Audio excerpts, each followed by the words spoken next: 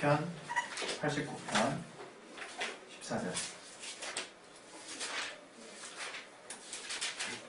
우리 두 번 합독하실 겁니다. 두 번 의미를 생각하시면서 영혼에게 외친다 생각하시고 우리 두 번 크게 우리 합독하도록 하겠습니다. 시작.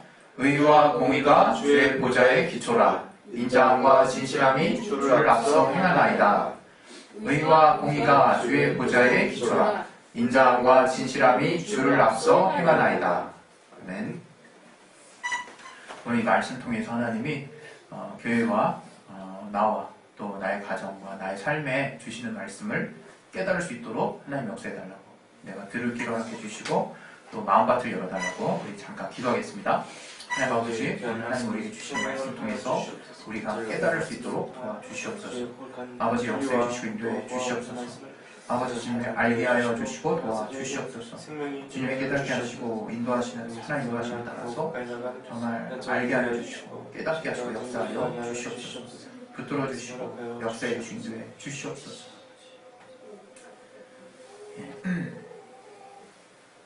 우리 하나님은 선하신 분이십니다.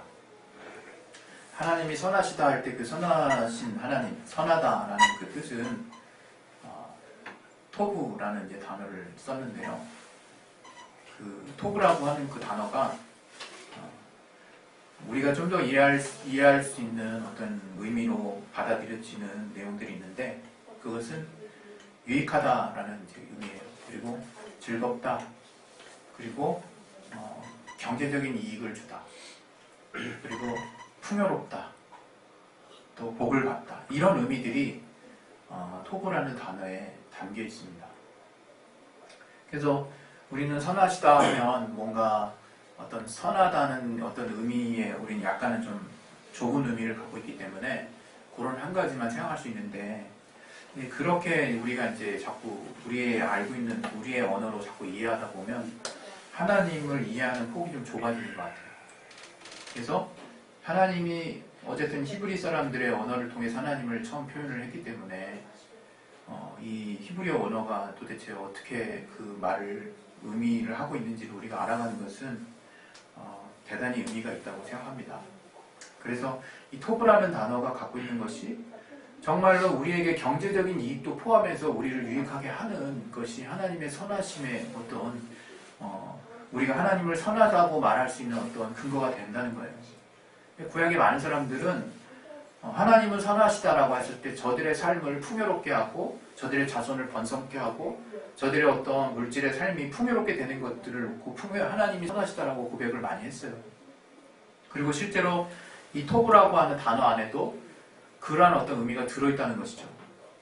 그래서 우리가 하나님이 선하시다 할 때는 저는 이렇게 하나님이 선하시다라는 것을 우리가 좀 생각하고 있으면 좋지 않을까 싶습니다. 하나님이 우리를 가장 좋은 길로 안내하시는 분이구나. 우리를 영혼육 모든 분야에 있어서 가장 최고의 길로 안내하시는 분이구나. 이렇게 이해해도 크게 무리가 없지 않을까. 그런 생각을 제가 해보거든요.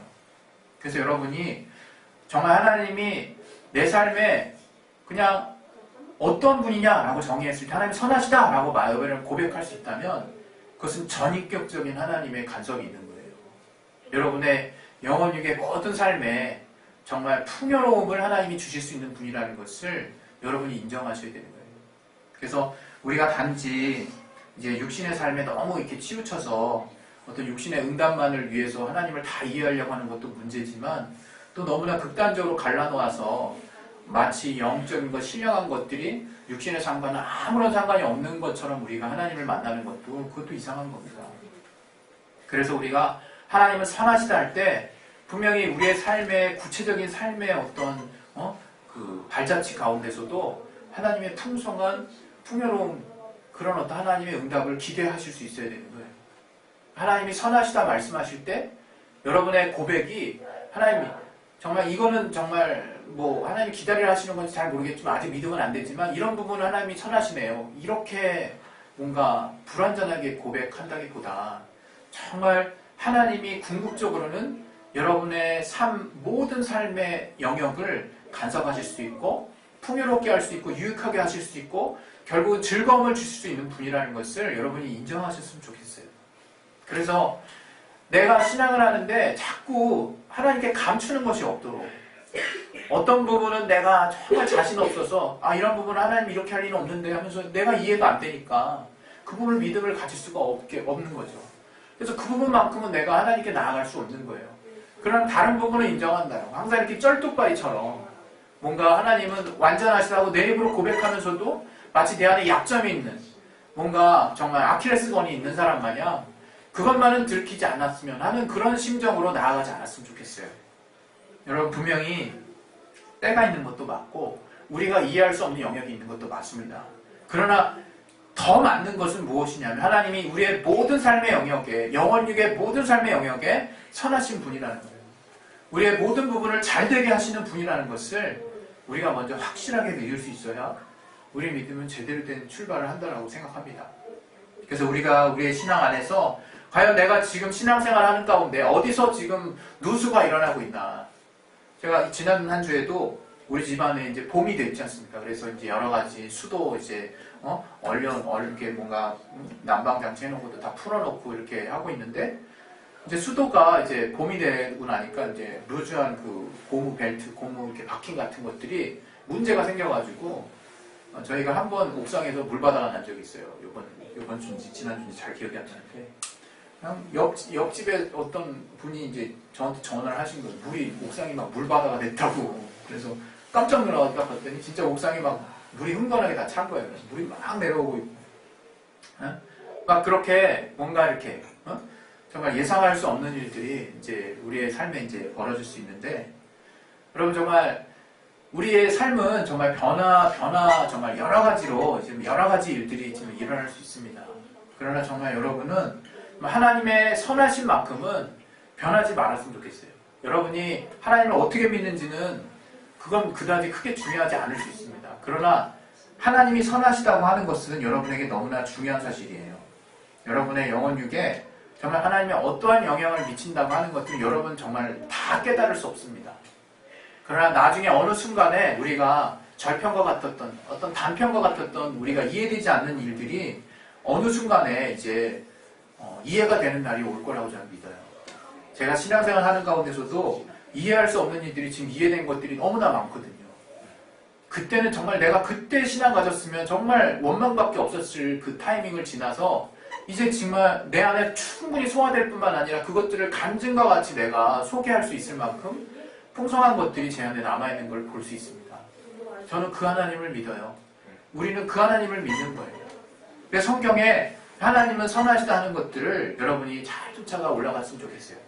그런데 하나님이 선하시다고 하는 것들을 우리가 가장 확실하게 사실 체험할 수 있는 것은 부인할 수 없는 사건을 우리는 기억하고 있는 거죠. 그것은 바로 예수 보혈, 십자가에서 예수께서 피 흘리신 그 예수 보혈의 사건이에요. 우리가 예수께서 우리를 위해서 피를 흘리신 사건을 우리가 제대로 이해해야 우리의 신앙이 풍성해지는 것입니다. 그리고 우리가 하나님이 과연 선하시구나 하는 것들을 어떠한 상황이 내게 닥쳐온다 할지라도 내가 능히 이겨낼 수 있는 믿음의 중심이 세워진다라고 저는 생각해요. 그래서 하나님이 과연 어떠한 선한 일들을 행하셨나 하는 것들의 가장 최고가 뭐냐? 바로 예수 보혈의 은혜입니다.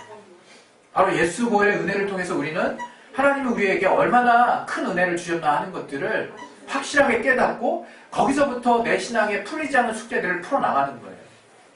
근데 여러분이 물론 처음에는 하나님을 아는 게 아무것도 없으니까 밑에서부터 하나씩 내가 체험한 영역에서부터 하나님을 체험해 나갈 수 있어요. 그러나 누구에게나 다가오는 그 시점, 과연 예수의 보혈이 나의 삶에 어떤 영향을 미치는 것인가를 알만한 때가 오는 거죠. 우리의 어린 친구들도 이제 그런 때가 온 친구들도 있을 것이고 이제 다가올 때가 있을 거예요. 그리고 우리 어른 성도분들은 아마 대부분 예수 보혈의 은혜에 대해서 한번 넘어갔을 거예요. 그 체험이 뭔지, 그 은혜가 뭔지를 아마 나름 자기가 이해하는 어떤 삶의 역사 가운데서 정말 체험하고 있다고 저는 믿어요. 그런데 그것이 지금 오늘 여러분과 나누고자 하는 이 오늘의 그 설교의 주제와 또 관련된 부분이 있기 때문에 여러분과 지금 나누려고 하는 건데요. 오늘 설교의 주제가 뭐냐면, 제목이 뭐냐면 평안의 위치예요. 평안의 위치. 평안의 위치가 도대체 뭐야? 과연 우리의 평안은 어디에 위치해야 할 것인가 하는 것을 말하는 거예요. 과연 우리가 지금 누리고 있는 평안, 또 하나님이 누리게 하실 평안, 그 평안은 어느 곳에 위치해야 할 것인가, 그것을 전 여러분과 나누고 싶습니다. 오늘 이 89장 10편 89편 14절에 있는 이 한 구절에는 굉장히 하나님의 속성에 대해서 제대로 이해할 수 있는 굉장히 깊은 비밀이 담겨 있다고 저는 생각해요. 이 14절을 다시 보시면 의와 공의가 주의 보좌에 기초라 이렇게 시작하죠. 여기서 이 의라고 하는 것, 체데카라고 하는 의라고 하는 히브리어와 공의라고 하는 미시파트, 이 두 히브리어 단어는 혼용해서 쓰이기도 해요.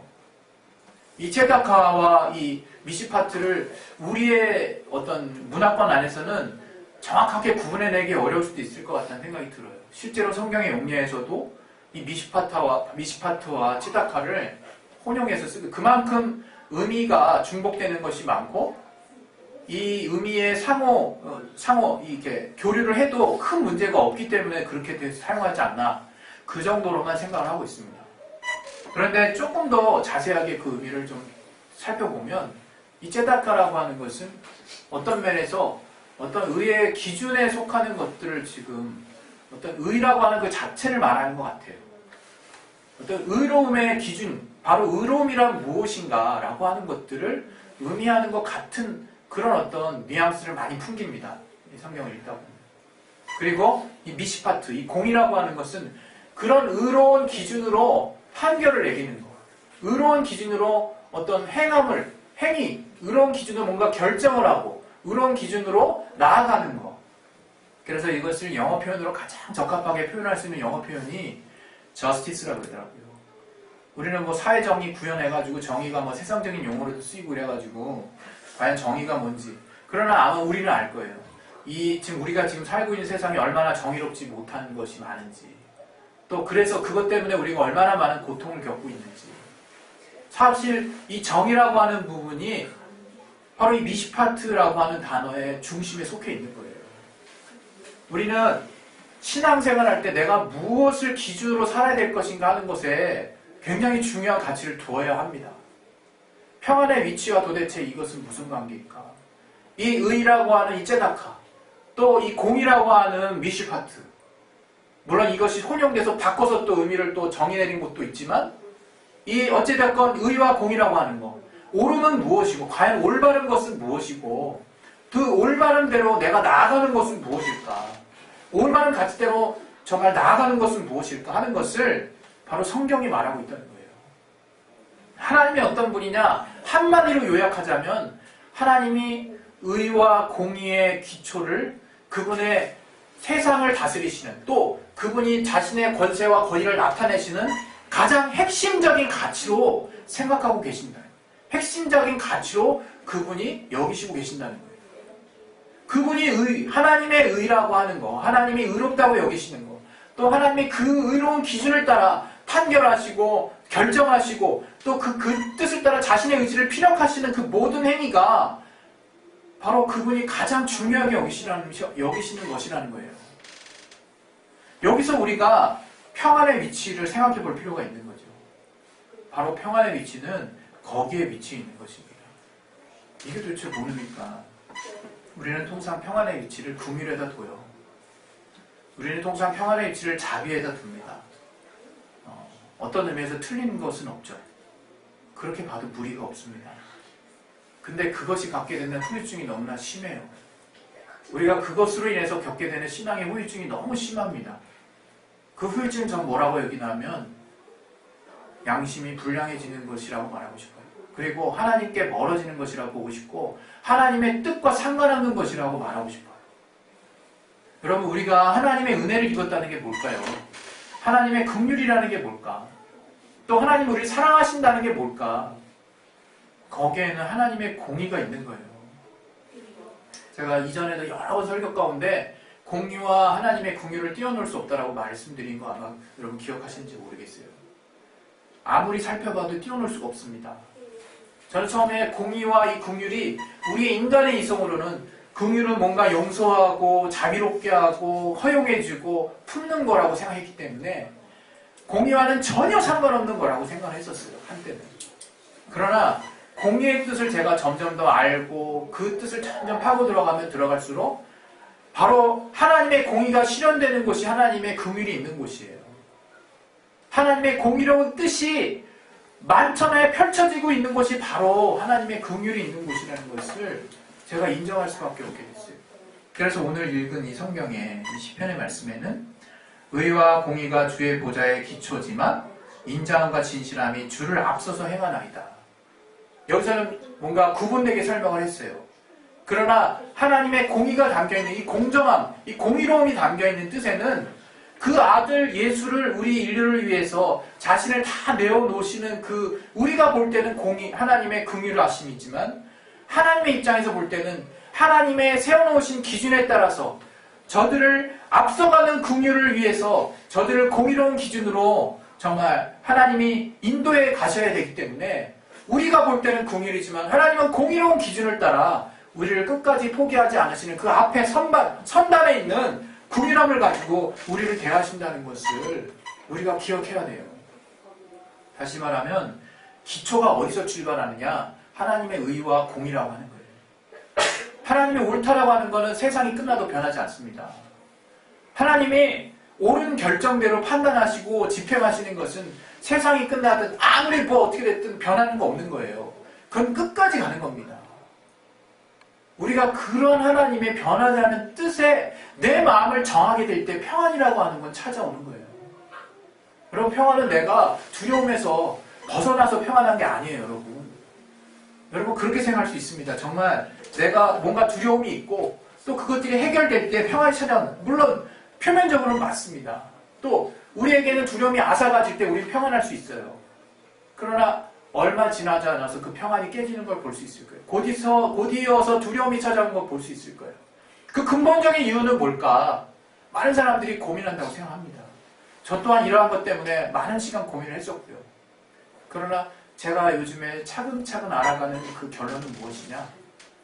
내가 평안의 위치를 잘못 잡았구나. 내가 평안하려고 하는 위치를 단지 예수님이 나를 용서하셨다라는 그 사실 하나에만 내가 머무르려고 했었구나. 그것들을 제가 깨닫고 있습니다. 여러분, 이것은 때로는 소화하기 어려울 수 있어요. 그러나 우리가 좀 더 우리의 진실 앞에, 여기 오늘 보면 이 후반부에 인자함과 진실함이라고 얘기했어요. 진실함을 기반으로 한 그 인자함, 또 공의가 기초가 된 가운데 그 앞서서 행하는 긍휼함이 무엇을 의미하는지를 깨닫고 있는 사람이 알고 있는 평안함은 그 무게가 다릅니다. 그 무게가 달라요. 우리 분명히 바울이 이런 고백하는 것을 기억할 수 있어요. 은혜가 더한 것에, 죄가 더한 것에 은혜가 더하다고. 우리는 그 의미를 누구나가 이해할 수 있습니다. 왜? 삶 가운데 그런 부분들을 단편적으로 체험했기 때문에. 죄도 더 지으라는 얘기가 아니라는 것도 알고 있어요. 그러나 그 이상은 모르는 것 같아요.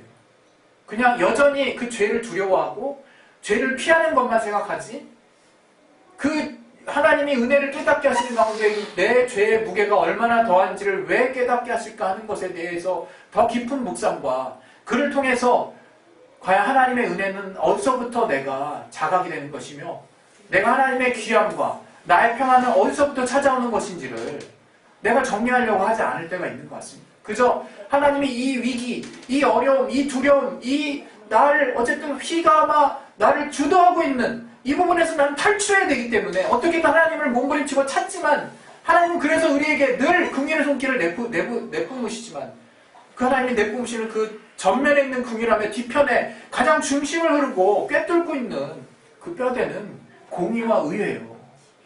그걸 가지고 우리 앞에 드러낼 때 예수께서 죄의 몫을 담당하시고 우리 앞에 긍휼함의 모습으로 나타나고 계시는 거예요. 여러분, 여기서 절대로 잊지 말아야 될 게 내가 과연 완전해지고자 하는가가 아니라 의롭고자 하는가 아니에요. 하나님의 의에 내가 사모함을 가지고 있는가예요. 여러분, 많은 사람들이 우리가 한때는 다윗의 어떤 죄를 잘못 알고 있었을 때가 있었잖아요. 다윗은 철저하게 회개한 겁니다. 정말 단지 왕이기 때문에 왕으로서만 잘못했습니다. 이렇게 회개한 게 아니에요. 그래서 하나님이 다윗을 기쁘게 여기신 게 아니에요. 저의 회개가 모태로부터 자기는 죄인이라고 고백한 저의 회개의 중심이 어디를 향하고 있는가. 하나님의 의의 기준에 의할 때 나는 헤어나올 수 없는 죄인이라는 철저한 고백에서부터, 그 자각에서부터 하나님은 저에게 평안의 중심을 주시는 거예요. 우리 모든 사람이 불안한 이유, 왜 하나님이 예수께서 날 구원하셨어? 우리가 교리에 빠지는 이유가 뭘까? 하나님은 어떠한 죄가 있을지라도 날 다 용서하실 수 있어. 우리 거기에 왜 집착하는 이유가 뭘까? 뻔할 거 아닙니까? 내가 어떤 죄가 있는데 나는 용납이 안 되는데 그 죄를 하나님 용서하시지 않으면 어떡하지는 두려움이 있는 거예요. 그럼 절대 평안할 수 없습니다. 그는 정말 딱 그거예요. 내가 하나님이 죄를 용서하실까 안 하실까 거기에만 관심이 가 있는 거예요. 우리가 그것으로 평안을 유지해 줄 수 없습니다. 우리를 평안하게 하는 근본적인 뼈대는 무엇이냐? 하나님이 의로운 분이시라고 하는 거예요. 거기에 내가 담대함을 얻고 거기에 내가 자유함을 얻어야 돼요. 그래서 하나님이 성령으로 내 죄가 사해졌다는 것을 계속적으로 내게 성령으로 알게 하시는 거예요. 왜? 너만큼은 의로운 기준에 네 방향과 네 고개와 너의 의지와 너의 뜻을 굳혀라. 네가 실수할지라도 7번에 7번씩이나 실수할지라도 너의 의지, 너의 뜻만큼은 그 의로운 기준 앞에 늘 기뻐하려 하고 마음을 쓰고 중심을 다해서 하나님의 의에 평안을 두려고 해라. 그러면 평안할 것이다. 그런 사람이 평안한 거예요, 여러분. 우리가 하나님께 용서를 받아서 평안하다. 어떤 면에서 맞죠. 맞습니다. 그건 하나님이 우리에게 약속하신 거예요. 그것으로 말미암아 평안할 수 있습니다. 그러나 내 안에 참 하나님의 의로운 기준이 없는 가운데 평안하면 그건 도둑질밖에 안 되는 거예요. 그거는 도둑이 재발되어가지고 언제 내 속에 있는 거 들킬까봐 항상 노심초사하다가 안 들켰을 때 잠시 안심하는 단편적이고 제한적이고 정말 유한한 그런 안심밖에 안 되는 거예요. 하나님은 그렇게 우리가 되길 원하지 않습니다. 우리를 진실하게 되길 원해요. 우리의 죄가 낱낱이 고백되기를 원해요. 아주 그냥 우리가 다 파헤쳐지기를 원해요. 하나님 앞에서. 그리고 그 파헤쳐지고 정말 드러난 죄악들이 예수로 인해서 완전하게 깨끗하게 씻겼다는 것들을 그 사실을 인정하기를 바라시는 거예요. 그래서 여러분이 우리가 신앙을 할 때 바로 내 신앙의 기초, 내가 하나님 앞에 나아갈 수 있는 기초는 바로 하나님의 의와 하나님의 공의의 그 판결에 사모함과 평안이 있다는 것을 내가 계속적으로 주장하는 가운데 하나님이 더불어 주시는 정말 기쁨을 내가 얻을 수 있는 거라는 거죠. 여러분, 이게 엄청난 차이입니다. 이게 지금 많은 신앙하는 사람들, 특히 목회자 또 리더들 그룹들이 왜 자꾸 이 영적인 타락이 이루어지고 윤리적인 타락이 이루어질까? 오늘 이 말씀드렸던 이 째다카의 용어에 정확한 째다카의 의미를 살펴보면요, 윤리적이고 도덕적인 표준을 말한다고 딱 써있어요. 윤리적이고 도덕적인 표준. 하나님만이 주실 수 있는 그 의로운 기준. 여러분, 우리가 왜 윤리적으로 타락하고 왜 영적으로 그것을 영적인 것이 윤리적인 것과 멀다라고 느꼈을까요? 한때 우리의 신앙은 윤리적인 것보다 앞선다고 생각했을까요? 너무나 큰 오류입니다. 여러분, 윤리적이고 표준적인 하나님 절대 초월하신 적 없어요. 초월하셔도 안 됩니다. 그것을 사모하셔야 돼요. 내가 옳은 기준, 하나님이 의를 사랑하신다는 거, 윤리적이고 도덕적인 표준을 하나님이 정하셨는데 그것이 우리가 지금 이 땅에 생각하는 우리의 양심을 따라 쫓아간 그 도덕적인 어떤 기준들과 비슷할지라도 그것보다 더 본질적인 하나님의 도덕적이고 윤리적인 표준이 바로 하나님의 말씀이고 그 말씀의 의를 내가 쫓아가려고 하는 그 의지가 우리를 결국 평안하게 한다는 거예요. 나를 의롭게 한다는 것이 아니고 그것을 다 지켜서 내가 정말 평안해졌다는 게 아니고 그것을 지키는 과정에서 유한한 나를 발견하는 게 그게 은혜라는 거예요. 그 부분만큼 예수님이 커버하고 계시다는 게 바로 그게 은혜의 분량이라는 겁니다. 여러분, 우리가 그것을 깨닫기 전까지는 우리는 율법적인 사람이 될 수밖에 없어요. 그것을 깨닫기 전까지는 계속 눌릴 수밖에 없습니다. 그것을 깨닫기 전까지는 우리는 계속 다른 사람에게 나를 어떻게 보일까 고민하는 사람밖에 될 수 없어요. 그러나 정말 나를 다 드러내 보여도 결국엔 그 하나님께서 나를 정말 구원해 주시고 나를 긍휼히 여기신다는 것. 뭐 때문에? 내가 의를 사랑하고 사모하는 자이기 때문에. 그것을 하나님이 가장 귀한 가치로 여기신다는 것을 여러분이 잃어버리신다면 정말 여러분은 한도 끝도 없이 타락하게 될 겁니다. 여러분 그런 사람에게 과연 구원이 있을 것인가는 자신할 수 없어요. 저도 물론 각자의 그 믿음을 아무도 다른 사람이 판단할 수 없습니다. 여러분 자유하십시오. 어떤 사람도 그 사람이 갖고 있는 겉으로 보여난 행위 때문에 그 사람이 구원이 있다는 둥 없다는 둥 그런 말 할 수 없어요. 그런 것들은 들을 필요도 없습니다. 그러나 더 중요한 게 있어요. 더 중요한 게 내가 나의 중심 가운데 내가 과연 의를 사모하는 자인지 불의함과 또 그 단지 내가 이 나의 죄의 부분이 덮어지는 하나님의 그 복음의 어떤 교리적인 부분만을 내가 자꾸 취하려고 하는 사람은 아닌지 그건 분별하셔야 돼요. 여러분 정말 여러분이 그래서 내가 정말 유한하다는 걸 깨닫는 게 신앙이에요. 여러분 의를 향해서 달려나가는 걸 포기하지 마세요. 내가 의를 향해서 달려나갈 때 나의 연약함이 막 한두 끝 없이 드러난다고 실망하지 마세요. 그걸 하나님이 깨닫게 하시려고 하시는 것이고 그래서 하나님의 의를 힘있게 제대로 힘있게 하려고 하시는 하나님의 뜻이라는 것을 기억하셔서 정말 의와 공의가 하나님의 정말 모든 어떤 보좌의 기초가 되고 이제 하나님은 모든 사람에게 대하실 때 하나님의 긍휼하심과 하나님의 자비하심과 하나님의 진실하심으로 저들을 앞서서 항상 대우하신다는 것을 여러분이 기억하시기 바랍니다. 그 중심에 뼈대는 하나님의 의와 공의가 여러분을 주장하고 있다는 걸 잊지 마셔서 제발 여러분 정말 불완전한 건 좋은데 타락하지는 마셨으면 좋겠어요. 여러분의 신앙 양심이 정말 점점점 여러분이 이렇게 정말 날이 세워져야지 그것이 무뎌지지 않았으면 좋겠습니다. 할렐루야.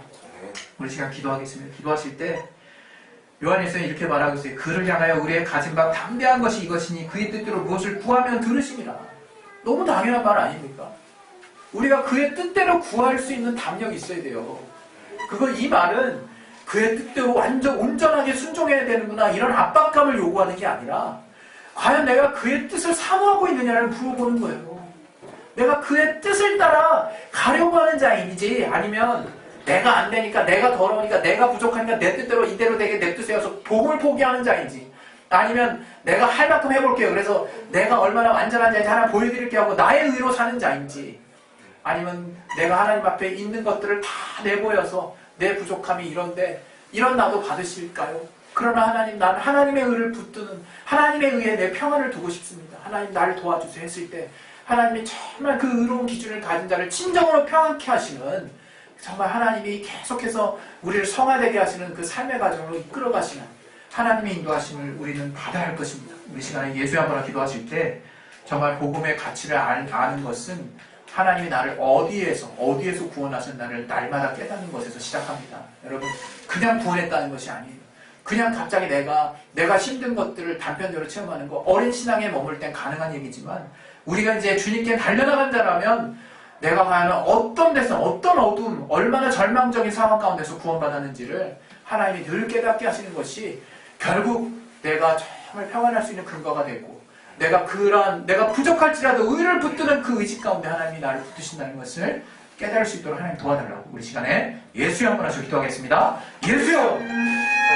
하나님 아버지 우리 도와주시고 주시옵소서. 아버지 나를 평안하게 하시고 아버지의 천사 성결을 주시옵소서. 아버지 도와주시고 주시옵소서.